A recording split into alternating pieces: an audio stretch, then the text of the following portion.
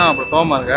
அது ஒன்றும் இல்லையா, ரீசெண்டாக அபுதாபி டு துபாய் ஒரு இன்டர்வியூக்காண்டி போயிருந்தேன் மாப்பிள்ள. 9 மணிக்கெலாம் போயிட்டேன். அவங்க என்னமோ 12:30 மணி தான் ஸ்டார்ட் பண்ணாங்க.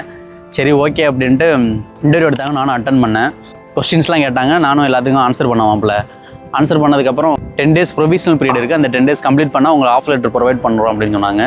இது என்னடா புதுசாக இருக்குது அப்படின்ட்டு, சரி ஓகே அப்படின்ட்டு, இல்லை சார் நான் யோசிச்சு சொல்கிறேன் அப்படின்னு சொல்லிட்டு தேங்க்யூ சொல்லிட்டு நான் இங்கேருந்து கிளம்பிட்டேன்.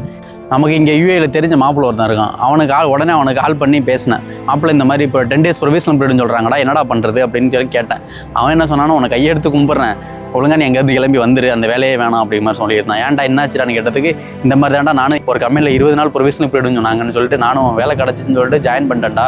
ஜாயின் பண்ணி வேலை பார்க்க ஆரம்பிச்சிட்டேன். அந்த 20 நாள் முடிஞ்சும் போச்சு. லாஸ்ட்டில் அவங்க ஆஃபர் லெட்டரும் கொடுக்கல, விசாவும் அடிக்கல. அதே சமயம் 20 நாள் வேலை பார்த்ததுக்கு காசும் கொடுக்கலடா அப்படிங்கிற மாதிரி சொன்னான். அவருடைய விசாவும் எக்ஸ்பைரி ஆயிடுச்சுடா அப்படிங்கிற மாதிரி அவன் சொன்னான்.